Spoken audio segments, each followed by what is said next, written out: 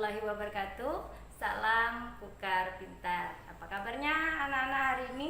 Semoga kita juga selalu sehat ya. Semoga kita selalu tetap semangat mengikuti pembelajaran pada hari ini.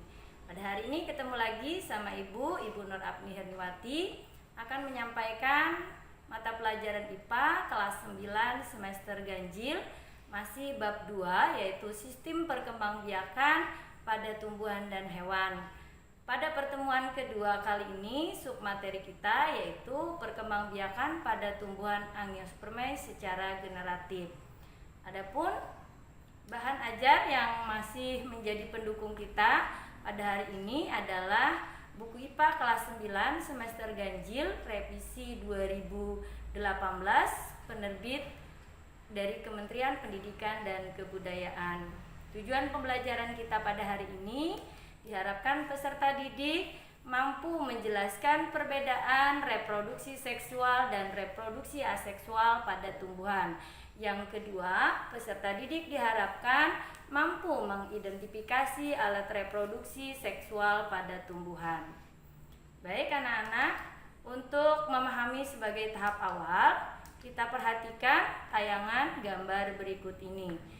Ibu menyajikan ada beberapa gambar jenis bunga. Ada bunga bakung, bunga bugenvil, kamelia, kosmos, krisan, dahlia. Nah, dari beberapa jenis bunga tersebut, perhatikan pertanyaannya. Apakah semua bunga memiliki alat reproduksi berada dalam satu bunga? Baik, kita coba menjawab. Nah, melalui tayangan, Ibu contohkan ada dua jenis bunga juga, yaitu bunga bakung dan bunga jagung. Nah, untuk bunga bakung itu memiliki putik dan benang sari berada dalam satu bunga. Berbeda halnya dengan tumbuhan jagung. Tumbuhan jagung, putik dan benang sarinya tidak berada dalam satu bunga. Bagaimana anak-anak? Sudah bisa dipahami? Oke. Baik anak-anak, kita coba memahami perkembangbiakan generatif pada tumbuhan. Apa itu perkembangbiakan generatif pada tumbuhan? Yaitu perkembangbiakan secara seksual melalui perkawinan yang dilakukan oleh tumbuhan berbiji. Dinamakan dengan perkawinan pada tumbuhan karena terjadinya pertemuan antara sel sperma dari benang sari dan sel telur dalam bakal buah. Ciri-ciri dari perkembangbiakan generatif pada tumbuhan yaitu tumbuhan memiliki bunga, kemudian mempunyai biji, mempunyai alat kelamin jantan dan alat kelamin betina. Alat perkembangbiakan generatif pada tumbuhan yaitu adalah bunga sebagai salah satu alat perkembangbiakan. Bunga mempunyai alat kelamin berupa jantan dan betina yaitu putik sebagai alat kelamin betina, sedangkan benang sari sebagai alat kelamin jantan. Bunga mempunyai bentuk serta susunan yang beraneka ragam. Beberapa bagian bunga yang dimiliki oleh sebagian besar bunga diantaranya adalah yang pertama, alat kelamin betina bunga. Apa itu? Yaitu putik. Putik tersusun atas bakal buah pada bagian dasar. Tangkai putik yang ramping di bagian bakal buah dan kepala putiknya berada di ujung tangkai putik. Bakal buah bunga mempunyai bakal buah yang berisikan satu atau lebih bakal biji. Di dalam bakal biji terdapat sel yang disebut dengan kandung lembaga. Kandung lembaga ini berisi beberapa inti sel. Salah satu inti sel yang terdapat dalam kandung lembaga yaitu inti sel yang akan dibuahi oleh sperma. Setelah terjadi proses pembuahan, bakal biji akan terus berkembang menjadi biji dan dinding bakal buah akan menjadi buah yang berisikan biji tersebut. Selanjutnya adalah alat kelamin jantan bunga, yaitu benang sari. Benang sari tersusun atas tangkai sari dan kepala sari. Kepala sari mempunyai kantong sari yang biasanya berisi serbuk sari. Setiap serbuk sari berisikan inti sel sperma atau sel kelamin jantan. Kita selanjutnya memahami ada bunga sempurna dan bunga tidak sempurna. Bunga sempurna, dia dikatakan sempurna jika bunga tersebut mempunyai alat kelamin betina, dalam hal ini putik, dan alat kelamin jantan yaitu benang sari.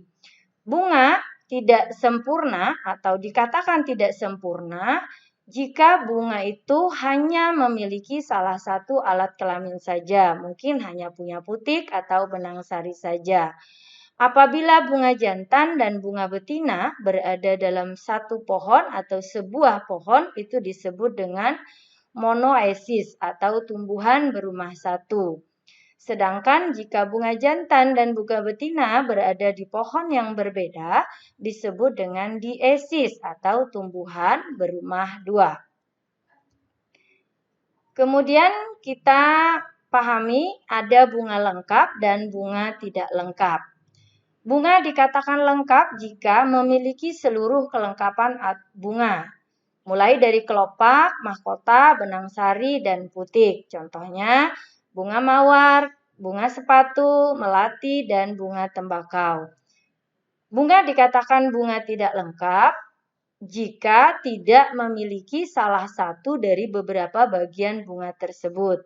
Contohnya bunga kamboja, bunga kelapa, bunga rumput-rumputan yang tidak mempunyai mahkota. Nah, kita coba memahami bagian-bagian bunga.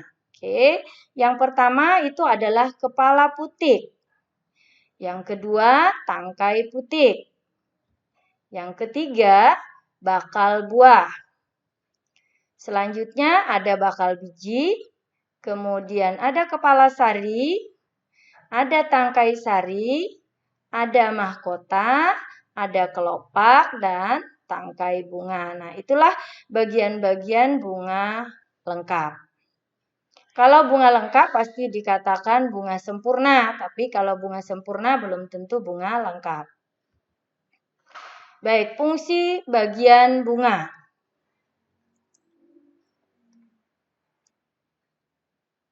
Nama-nama bagian bunga yaitu pertama benang sari. Apa fungsi benang sari? Menghasilkan serbuk sari untuk sebagai alat perkembangbiakan.